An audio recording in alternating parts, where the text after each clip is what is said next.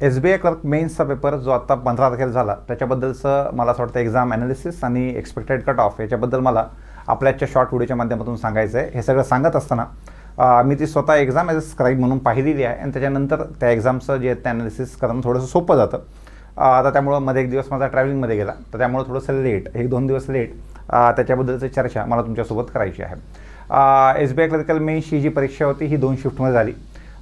पहिल्या शिफ्टमध्ये मी दिली, सेकंड शिफ्टमध्ये नाही दिली. फक्त या दोघांमधला फरक मला हा जाणवला की जे मुलांनी मला सांगितलं की जसं की पहिल्या शिफ्टमध्ये परीक्षा ज्याच्यामध्ये GAचे पेपर झाले, GAचा जो सेक्शन होता त्यामधले पहिला सेक्शन मी तो पाहिलेला तर त्यात ऑक्टोबर-नोव्हेंबरचे क्वेश्चन जास्त होते ऑब्व्हियसली.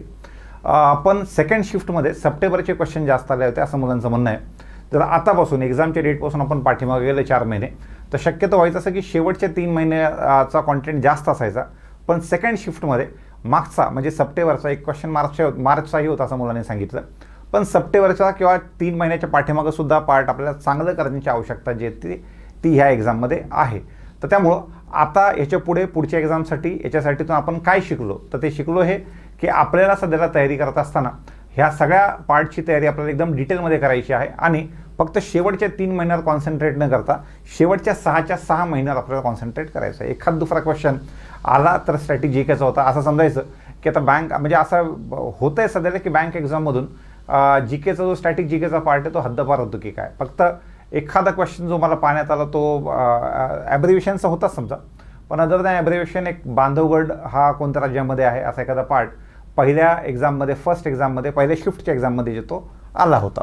तर त्यामुळं बऱ्यापैकी स्टॅटिक जीकेचा पार्ट कमी, सगळा जो पार्ट येतो तो करंट आणि बँकिंगच्या क्वेश्चन्सवर हा बँकांच्या एक्झामला जो तो येतो आहे सध्याला.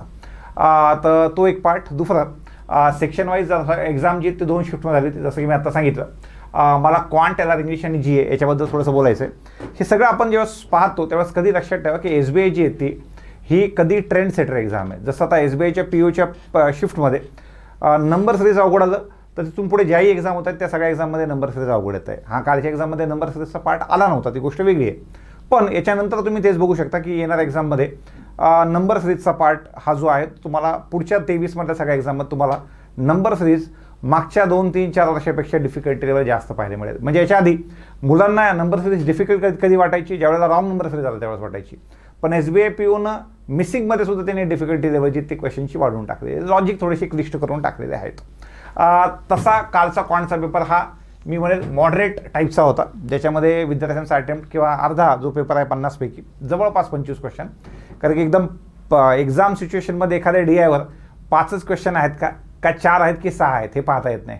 त्यामुळं 5 एक सेट जे तुम्ही पकडू शकता. यामध्ये आलेले जे क्वेश्चन्स असतील हे 21-22 पासून ते 25-26 पर्यंत क्वेश्चन हे त्याचे असू शकतात. क्वांटिटी बेस्ड इक्विटीचा पार्ट होता 2-3 क्वेश्चनचा. सगळ्यात महत्त्वाचं म्हणजे तुमचं जे कंपॅरिझन ऑफ व्हेरिएबल आहे त्याच्यामध्ये सम ऑफ रूट्स आणि प्रॉडक्ट ऑफ रूट्स त्याच्याशी संबंधित कॉन्सेप्ट तुम्हाला चांगला करावा लागेल. किंचित तो वाला पार्ट थोडासा न्यू पॅटर्नकडे झुकणार होता कंपॅरिझन ऑफ व्हेरिएबलचा. तर त्यामुळं विद्यार्थ्यांना क्वांटवाला पार्ट हा मॉडरेट गेला. मागचीही एक्झाम जी ती मी दिली होती तर मागची एक्झाम आणि ह्या एक्झाममध्ये बघितलं तर मला क्वांटमध्ये तितका फरक वाटला नाही. त्याच्यानंतर आता कसं होतं की सबोधचा कॅन्डिडेट हा व्हिज्युअली इम्पेअर्ड असल्यामुळं सध्याला आपल्याला त्या सगळ्या गोष्टी जे काही क्वेश्चन्स येतात ते सगळे एकदम केसलेटमध्येच येतात. त्यामुळं बाकी मुलांना जरी ते क्वेश्चन दिसत असताना दुसऱ्या फॉर्मॅटमध्ये दिसत असतील, पाय चार्टमध्ये दिसत असतील, टेबलमध्ये दिसत असतील, डबल डायग्राममध्ये दिसत असतील, ह्या लोकांना हे जे क्वेश्चन्स आहेत ते कॅसलेटमध्ये दिसत असल्यामुळं एकदम कोणते क्वेश्चन कॅसलेट फॉर्मॅटमध्ये होते आणि कोणते नॉन कॅसलेटमध्ये होते हे सांगणं मला थोडंसं मुश्किल जाईल. आलेल्या क्वेश्चनमध्ये जर तुम्ही बघितलं तर DI 1-2 क्वेश्चन 2-1 सेट तर सहज बसण्यासारखे होते. पण ओव्हरऑल जर तुमची प्रॅक्टिस चांगली असेल, काही लोकांचं गणित चांगलं असेल त्यांचं दिलेल्या वेळेत सगळा पेपर होऊ शकत होता. एवढं सोपं गणित होतं ज्यांची प्रॅक्टिस चांगली असेल त्यांच्यासाठी. तसा क्वांट आणि LRचा मुलांचा जो कॉम्बो आहे जितक्या पोरांशी मी बोललो तर बऱ्यापैकी कॉम्बो हा 50च्या आसपास आहे. कुठेतरी 45-48 पासून ते 52-53 पर्यंत सगळ्यांची रेंज जी आहे ती हीच निघाली क्वांट आणि LRची म्हणून. तर त्यामध्ये हा DIचा पार्ट झाला. त्याच्यानंतर जे कमर्शियल किंवा अरिथमॅटिकचे क्वेश्चन होते त्यामध्ये अरिथमॅटिकच्या क्वेश्चनमध्ये विद्यार्थ्यांना आता एका गोष्टीमध्ये दुसरी गोष्ट जी ती 29.998 लिटर टाकली. तर याच्यामध्ये त्यानंतर त्या गोष्टीतून 11.997 एवढं लिटरचं मिक्सचर बाहेर काढलं. तर असलेल्या अरिथमेटिक क्वेश्चनमध्ये अप्रॉक्सिमेशनचे क्वेश्चन त्यांनी टाकलेले होते, पहिला पार्ट.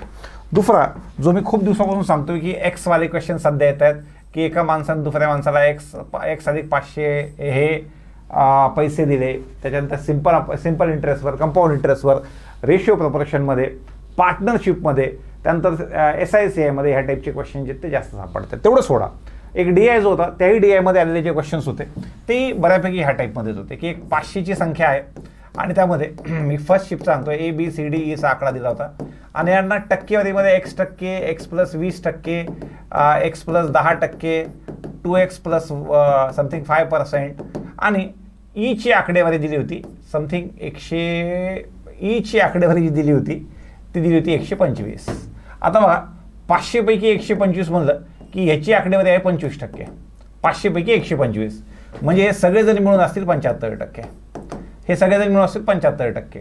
तर मी जो तुम्हाला एक्सवाला फॉर्मॅट सध्या सांगतोय की हा फॉर्मॅट सगळ्यात जास्त होतोय, जो की मी सम ॲव्हरेज रेशो हा वाला पार्ट म्हणून क्वांट बॅचमध्ये टाकलाय बघा, ते 2-3 व्हिडिओ टाकलेत ह्या सिमिलर टाईपचे ह्या वाल्या क्वेश्चनचे. तर त्यामध्ये हा 500 पैकी 125 आहे म्हणजे हा 25% आहे, हा म्हणजे 75%, ह्या सगळ्यांची ॲडिशन 75%, एक्सची किंमत मिळेल की बाकी किमती सापडतील. आहे सोपाच पार्ट, पण हा खूप फ्रिक्वेंटली आपल्याला पाहायला मिळतोय सध्याला. याचा साधं कारण याचं रिझन असं सांगता येईल की बऱ्यापैकी आता IBPS जे आहेत ते वेगवेगळ्या मॉक टेस्टला फॉलो करतात की काय, कारण की हळूहळू मॉक टेस्टवाल्यांनी सगळ्यांनीच हा फॉर्मॅट जो आहे तो त्यांच्या टेस्टमध्ये आणलेला आहे. तर हे क्वांटबद्दल सांगता येईल. याच्यामध्ये थोडंसं वेगळं काय तर थोडासा न्यू पॅटर्नचा पार्ट आपल्याला पाहायला मिळेल कम्पॅरिझन ऑफ व्हेरिएबलमध्ये. रिझनिंगचा पार्ट जो तो मॉडरेट टू डिफिकल्ट होता. त्यातले क्वेश्चन्स मुलांचे बऱ्यापैकी पझल्स वगैरे बाकी गोष्टी या बसायला अवघड जात होते. सेटिंग पझलचे त्यांच्यामध्ये 4 सेट, त्याच्यानंतर कोडिंगवाला सेट होता, त्याच्यानंतर क्रिटिकल रिझनिंगचा पार्ट हा फर्स्ट शिफ्टमध्ये माझा अंदाज 10 क्वेश्चन आले असतील क्रिटिकल रिझनिंगचे. मग ते 8 ते 11 असू शकतात. तर एक 10 क्वेश्चन जे आहेत ते क्रिटिकल रिझनिंगचे. मागच्या वर्षी आता एका मुलाने जाताना सांगितलं मला की मागच्या वर्षी सुद्धा 12 क्वेश्चन जे आहेत ते क्रिटिकल रिझनिंगचे आले होते. मग तर SBI म्हणलं की क्रिटिकल रिझनिंग आलंच, तर ह्या पद्धतीने आपण त्याला पकडू शकतो. तर त्यामुळं रिझनिंगवाला पार्ट हा मॉडरेट टू डिफिकल्ट होता. हा जो काही पोरांनी कॉम्बो बनवलेला आहे त्यामध्ये एक 25 ते 30 इकडे आणि 20 ते 25 इकडे अशा पद्धतीनं त्यांचा जो बऱ्यापैकी कॉम्बो जो तो मुलांचा बनलेला आहे. एखाद दुसरा पझल पोरांचा बसला आहे 1 किंवा 2 आणि राहिलेले क्वेश्चन काही क्रिटिकल रिझनिंग मराठीत वाचून जे ते आलेले आहेत. मराठीत वाचल्यामुळे क्रिटिकल रिझनिंगचा खूप लोकांचा कॉन्फिडन्स मागच्या काही दिवसापासून वाढलेला दिसतोय की ते मुलं सोडवत आहेत. नाही तर आतापर्यंत क्रिटिकल रिझनिंगचा क्वेश्चन म्हणजे की आपला नाहीच, ह्याच पद्धतीने मुलं जे आहेत ते वागायचे. पुढे इंग्लिशचा पार्ट सगळेजण सोपं म्हणतात, सगळेजण त्याला म्हणतात की हा वाला सेक्शन सोपा होता. जसं तुमचा कॉम्बो क्वांटेराचा बनतो, माझा कॉम्बो हा क्वांट इंग्लिशचा आहे. मला इंग्लिश थोडंसं बऱ्यापैकी येतं. इनफॅक्ट काही एक्झाम जे मी दिलेले आहेत त्याच्यामध्ये क्वांटपेक्षा जास्त मार्क जे आहेत ते इंग्लिशमध्ये आलेले आहेत. खूप एक्झाममध्ये. तर इंग्लिश थोडंसं ठीकठाक असल्यामुळं मला असं वाटतं की कालचं इंग्लिश ह्याच्या आधीच्या जितक्याही एक्झाम झाल्या त्या एक्झामपेक्षा डिफिकल्टी लेवल जास्त होती. ऐका कशामुळं. 40 प्रश्नांचं तुमचं इंग्लिश होतं. ह्या 40 प्रश्नांच्या इंग्लिशमध्ये जर मी बघितलं तर एक अर्धा जो क्वेश्चन आहे 20-25 प्रश्न जे आहेत हे 20-25 प्रश्न सोपे होते नो डाऊट. पण एक 15 ते 20 जे क्वेश्चन्स होते ना, 15 ते 20 वेगवेगळ्या सेक्शनचे, त्याच्यामध्ये answer 1 and 2, 1, 2 and 3, 2 and 3, 1 and 4 किंवा A and B, A, B, C, B, C and D, C and D only, B only, A only, ह्या टाईपचे क्वेश्चन एक अंदाजे 15 असतील. आता होतं कसं की त्याच्यापैकी ह्या अशा प्रश्नांपैकी एक अराउंड असे क्वेश्चन 15 तर सापडतील मला असं वाटतं.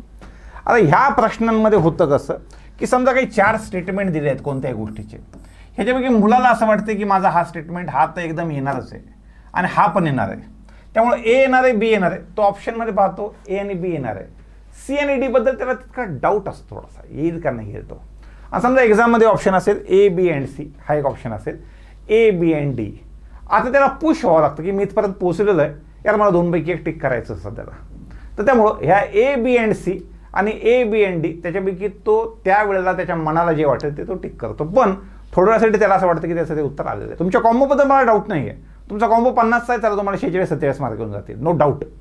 पण इंग्लिशच्या केसमध्ये हे असं होऊ शकतं. पॅराजंबलचा पार्ट मागच्या काही पॅराजंबलपेक्षा सोपा होता. त्यांनी त्यातलं फर्स्ट शिफ्टमध्ये दुसरं स्टेटमेंट फिक्स करून दिलं होतं आणि दुसरं स्टेटमेंट फिक्स करून त्याच्यामध्ये पण त्या वाक्याला पुढे मागे फिरवायचं होतं. ते झालं की तिसरी स्टेटमेंट सांगते की हा वाला पार्ट अशा 3 टप्प्यामध्ये करता येतो. आणि तिसरं स्टेटमेंट सांगत होतं की असा एक काहीतरी प्रोसेस आहे, ती 3 टप्प्यामध्ये करता येते. फर्स्ट स्टेप, सेकंड स्टेप आणि लास्ट स्टेप असं स्टार्टिंग असल्यामुळं तुम्हाला जो पॅराजंबलचा पार्ट आला, याच्या बाकीच्या एक्झाम्सपेक्षा पॅराजंबल सोपं होतं, मान्य. पण अदर दॅन पॅराजंबल बाकी जो पार्ट आहे स्पेसिफिकली ह्या 1 and 2 वाला, 1, 2 and 3 वाला हा वाला पार्ट कम्पॅरेटिव्हली डिफिकल्ट होता. त्याच्यामुळं ह्या वाल्या पार्टमध्ये मुलांची मार्क जातील. मी जर ह्या इंग्लिशला 2 पार्टमध्ये डिवाइड केलं की रेग्युलर इंग्लिश जे सोपं आहे असं एक 20-25 मार्काचं इंग्लिश, आणि ह्या टाईपचं इंग्लिश, ह्या टाईपच्या इंग्लिशमध्ये मुलांचे चुकण्याचे चान्सेस जास्त आहेत. तर त्यामुळं जसं इंग्लिश ठीकठाक किंवा बरंसुद्धा आहे, मला असं वाटतं असे लोकांनी थोडंसं अलार्मिंग सिच्युएशन आहे की थोडेसे मार्क त्यामध्ये जाऊ शकतात म्हणून. त्याच्यानंतर पुढच्या वर्षीसाठी एक इशारा विद्यार्थ्यांना हा सुद्धा आहे, जो मला असं वाटतं, जो की SBI कोणत्याही एक्झामच्या निमित्ताने ट्रेंड सेट करत असते की तुम्हाला इंग्लिशचा पार्ट जो आहे तो अजून चांगला करावा लागेल. आणि समजा पुढचे 1-2 एक्झाम झाले आणि त्यामध्ये इंग्लिश किंचित अवघड आलं तर ते वर्षभर डिफिकल्टी लेवल थोडीशी जास्त राहू शकते इंग्लिशची. टेन्शन घ्यायचं नाही, जर पेपर डिफिकल्ट आला तर कट ऑफ जो तो खाली येतोच. तर हे इंग्लिशबद्दल बोलायचं होतं. जनरल अवेअरनेसबद्दल असं मला असं वाटतं की न बोललेलंच बरं. तुम्हीच बघा, तुम्ही जितका वेळ बाकी सगळ्या गोष्टी त्यात देत आहेत, हा वन ऑफ द सब्जेक्ट आहे. तुम्ही त्याला ओनली 1 सब्जेक्ट बनवता, स्पेशली जेव्हा तुमचा मेन्सचा निकाल. तुम्हीच बघा ना की तुम्ही किती वेळ दिला ह्या गोष्टीसाठी. जेव्हापासून तुमचा निकाल आला, ज्या दिवशी तुम्हाला निकाल लागला, तुम्हाला कळलं की तुमचे मार्क 65च्या वरती आहेत आणि तुम्ही प्री पास झालेला आहात, त्याच्यानंतर तुम्ही मेन्स किती वेळ दिला त्या इंग्लिश त्या GA साठी. पण अल्टिमेटली जे हाल 2-3 तास इंग्लिश करण्याचं होतं तेच हाल तुमचं झालेलं आहे. त्यामुळे असं काही खूप मोठा फरक पडलेला नाही. ते झाल्याच्या नंतर खाली इन्फ्लुएन्सर आहेत, बाकी सगळ्या गोष्टी आहेत. कोणी विचारतं GA कशातून आलं होतं, कोणी म्हणतं A सोर्समधून आलं होतं, कोणी म्हणतं B सोर्समधून आलं होतं, कोणी म्हणतं C सोर्समधून आलं होतं. जर तो A सोर्समधून आला असेल तर तसं आपण 40% मुळे सगळ्यांना सोपं केलं पाहिजे तो. तर ॲज सच त्यांच्याकडची ही टीम IBPSकडची ती अजून जास्त हुशार दिसते की सगळ्यांचं GAचं सोर्स, सगळ्यांना असं वाटावं की त्यातला प्रश्न आला होता, नेमकं जो त्यातला पार्ट सोडला होता तोच ते विचारतात. एखादा ऑलिम्पिक मधला व्यक्ती ज्याला 2 वेळेस मेडल मिळालेलं आहे, एकदा मिळालं 2020ला, असं त्यांनी दिलं प्रश्नात, एकदा 2020ला मिळालं, ह्याच्या आधीचं कधी मिळालं असेल. तर माझ्यासारख्या भाबड्या मनाला अपेक्षा होती की 2020ला मिळालं, चला ऑप्शनमध्ये आपण फक्त आता काय येईल बघा, कारण की ऑलिम्पिक आपल्याला माहिती आहे 4-4 वर्षाला एकदा होतात. तर 20च्या आधी 16ला झालं असेल, 12ला झालं असेल, 8ला झालं असेल. आणि त्यांनी सुद्धा ऑप्शन टाकताना 2015, 2017, 2019, 2018 असं करतील म्हणून ते आपल्यापेक्षा हुशार होत. त्यांनी ऑप्शन टाकताना 2020, 2016, 2012, 2008 आणि 2004 हेच ऑप्शन त्यांनी सुद्धा देताना दिले होते. तर त्यामुळं GAचा पार्ट जो त्याची डिफिकल्टी वाढवली होती. बऱ्यापैकी मुलं जर GAमध्ये हे सिंगल डिजिटमध्ये दिसले तर त्याच्यामध्ये आपल्याला आश्चर्य वाटू नये. हां, आला की या एक्झाममध्ये सेक्शनल कट ऑफ कोणता नसतो, ओव्हरऑलच कट ऑफ असतो. पण त्याच्यानंतर सुद्धा GAचे जे मुलांचे मार्क्स आहेत ते अंदाजे मला असं वाटतं 10-15च्या रेंजमध्ये राहतील. सगळ्यात महत्त्वाचं म्हणजे टोटल अटेम्प्टवर जाऊ नका. तुम्हाला टोटल कोणी सांगितलं मी 126 करून आलो आणि त्यामध्ये GAमध्ये मी 45 मारलेत, मी 50 करून आलेले आहेत, काहीही खरं नाही. त्यामुळं कोणी 90वाला अटेम्प्ट म्हणत असेल की माझे आता अटेम्प्ट खूप कमी आहेत किंवा 85 अटेम्प्ट माझे अटेम्प्ट खूप कमी आहेत, त्यांनीसुद्धा डिमोटिवेट व्हायचं नाही आहे. आणि अचानक एखादा म्हणतो की मी 126 अटेम्प्ट करून आलेलो आहे, त्यांनीसुद्धा खूप हरभऱ्याच्या झाडावर चढायचं नाही. तर त्यामुळं अटेम्प्टवर या सगळ्या गोष्टी काही ठरत नसतात. त्यामुळे मी अटेम्प्ट आणि बाकी सगळ्या, आणि स्पेसिफिकली अशा एक्झाममध्ये मी अटेम्प्टवरचा पोलच टाकत नाही. प्री एक्झाममध्ये अटेम्प्टवरचा पोल टाकतो, पण मेन्समध्ये आता अटेम्प्टवरचा पोल टाकला नाही, कारण 40 GAचे केले, त्याकडनं 15 GAचे केलेले आहेत. आणि त्याच्यापैकी दोघांची मार्क कमी अधिक प्रमाणात कधी कधी सेमच येतात. तर त्यामुळं शक्यतो ह्या एक्झाममध्ये, अशा मेन्स एक्झाममध्ये तुम्ही टोटल अटेम्प्टवर जाऊ नका. त्यामुळं जनरल अवेअरनेसबद्दल हे सांगितलं, ॲव्हरेज अटेम्प्ट सांगितलं, आता ॲव्हरेज अटेम्प्टबद्दलचा पार्ट आणि कॉम्बोबद्दल निश्चित जो आहे तो आत्ता जसं की आपण डिस्कस केलं तर तुमचा 48 पासून ते साधारणतः 55 पर्यंतचा ॲव्हरेज तुमचा कॉम्बो हा 50चा आहे क्वांटलरचा. धातूविषय expected cut off for Maharashtra ह्या वर्षी ॲटलिस्ट मी जेवढे कट ऑफ दिले, मागच्या वर्षी माझे चुकले होते 1-2 कट ऑफ मागच्या वर्षी लास्ट इयरला, पण यावर्षी दिलेले कट ऑफची रेंज मला असं वाटतं आहे त्याच रेंजमध्ये कट ऑफ लागलेले आहेत. तर यावर्षी माझे बऱ्यापैकी कट ऑफचा स्ट्राईक रेट जो तो सांगितलेला कट ऑफ हा त्याच्या आसपास आलेला आहे. मला असं वाटतं IBPS POचा शेवटचा त्याचा निकाल लागला, मी त्याचं 70+-3 सांगितलं होतं किंवा 68+-3 सांगितलं होतं. आय थिंक 70 किंवा 68 सांगितलं होतं, +-3च्या हिशोबानं. कट ऑफसुद्धा 71 जो तो आलेला आहे. ह्याही एक्झाममध्ये त्याच्यामध्ये काही फॅक्टर्स महत्त्वाचे, ज्या गोष्टींवर ह्या सगळ्या गोष्टी डिपेंड आहेत. सगळ्यात महत्त्वाचं म्हणजे वेकन्सी वाढलेल्या आहेत की 1:20 घेतले आहेत काहीच माहीत नाही, पण निश्चित 2 शिफ्टमध्ये IBPSने एक्झाम घेतली. त्यातल्या त्यात मेन्स एक्झामला आयॉनचे सेंटर भरून तर मी जिथं पेपर पाहिला तो मुंबईच्या सेंटरला पेपर पाहिला, तर मुंबईमध्ये बाहेरची मुलं जे ते बऱ्यापैकी जास्त होते. काही मुलं नागपूरला गेले होते, त्यांनाही विचार त्यांनी सांगितलं सर इकडचे सुद्धा आयॉन जे ते फुल होते एक्झामसाठी म्हणून. तर बाहेरच्या मुलांना येण्यासाठी हे 2 महत्त्वाचे आणि ट्रेननं कनेक्टेड असलेले सेंटर आहेत. तर त्यामुळे नॉर्थच्या इकडच्या मुलांना मुंबईचं सेंटर पडतं, काही राज्यांच्या मुलांना नागपूरचं पडतं. तर तो एक मोठा इम्पॅक्ट तुमच्या वेकन्सीजवर असू शकतो. SBIने वेकन्सीज काढल्यात नेहमीसारख्याच, फक्त महाराष्ट्राचा कोटा वाढवला होता, काही राज्यांच्या वेकन्सी 0 आणि काही राज्यांच्या वेकन्सीज खूप कमी दिल्या होत्या राज्याचा आकारमान पाहता.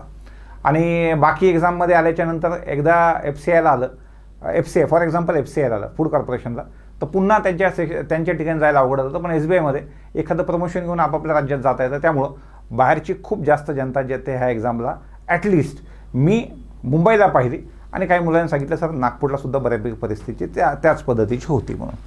मागच्या वर्षीचा जो कट ऑफ होता, मागच्या 21-22चा जो कट ऑफ होता, हा 22-23 सध्याला 21-22चा कट ऑफ हा 88 होता जनरलचा, 81 होता OBCचा. मोठा गॅप होता तसं पाहिलं होतं 88 आणि 81चा. आणि आता सध्याला याच्यावर मला असं वाटतं हा 1:20 आहे की वेकन्सी इन्क्रीज आहे हे सांगता येत नाही.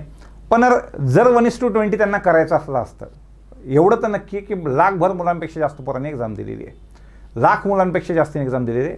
2 शिफ्टमध्ये एक्झाम झाली याचा अर्थ लाखपेक्षा जास्त मुलांनी एक्झाम दिली. सॉरी. तर त्यामुळं जर 1:20 करायचं तर बँकिंग सेक्टरमध्ये सिलेक्टिव्ह काही एक्झाम 1:20 आणि काही एक्झाम 1:10 अशा का होतील? जर व्हायचे असतील तर सगळ्या 1:20 मध्ये झाल्या पाहिजे, पण सगळ्या 1:20 मध्ये होत नाही. तुम्हीच बघा आता IBPS POचा निकाल लागला मेन्सचा, त्याच वेळेला मेन्सचा निकाल आल्यानंतर खूप लोकांना रिजेक्शन हातामध्ये आलं. मी आधी बोलून लागायचो की 65,000 लोकांनी मेन्स दिली, 65,000 लोकांनी मेन्स दिली. आता कुठं 20,000 लोकांचा मला असं वाटतं इंटरव्ह्यू, 20,800 समथिंग लोकांचा इंटरव्ह्यू आहे. तर तो रेंज त्याच रेंजमध्ये होतोय.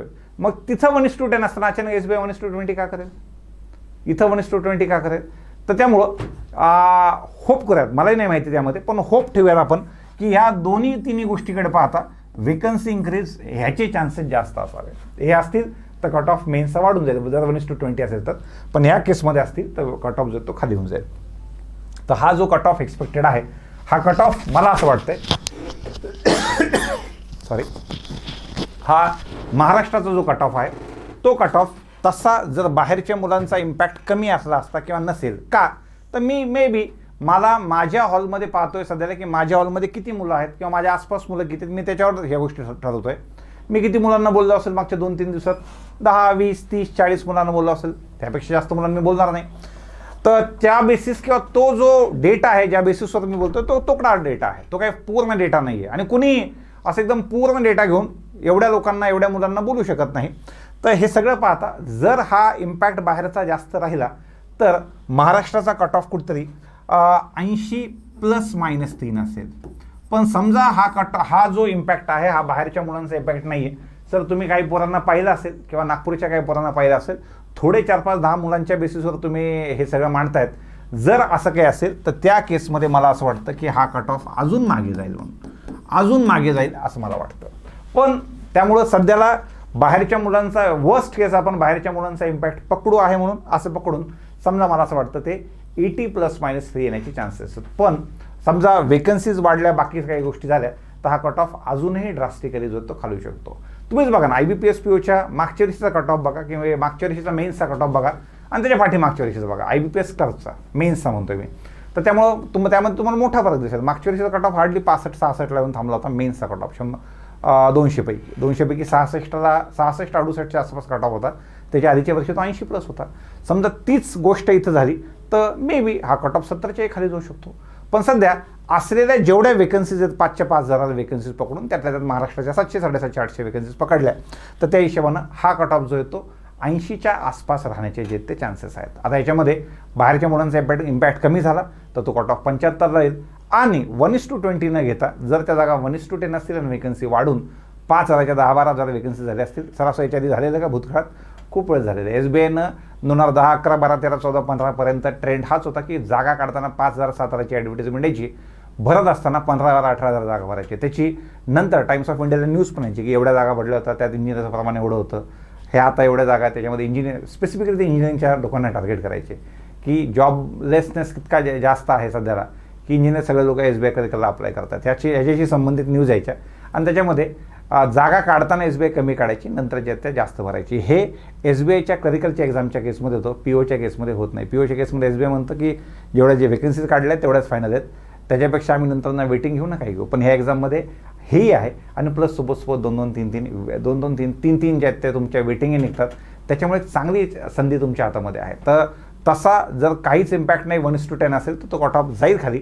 पण सध्या मी वर्स्ट केस हातामध्ये पकडतो आणि मला असं वाटतं हा कट ऑफ हा 80 ±3 असू शकतो. पुढच्या वर्षी तुमच्या हातामध्ये संधी भरपूर आहेत. आता IBPSचं कॅलेंडर पण आलेलं आहे. मंथली सेशन ह्या महिन्याचं माझ्याकडून राहिलं होतं, तर ते मंथली सेशन पण मी लेट का होईना सध्याला आपल्याला 1-2 दिवसामध्ये मंथली सेशन पण अरेंज करतो. सोबत LICबद्दल पण मला बऱ्यापैकी भरपूर बोलायचं आहे, LICच्या एक्झामबद्दल, तर तोही पार्ट आपण आणि त्यानंतर पण मागचे कट ऑफ, 1 जानेवारीचे निकाल, पुढे काय काय करायचं याच्याबद्दल भरपूर विषय आहेत. पण पुढच्या 1-2 दिवसामध्ये मी मंथली सेशनच्या निमित्तानं जे तो वाला पार्ट कव्हर करून घेईल. बाकी आपला अभ्यास अशाच पद्धतीने चालू ठेवा.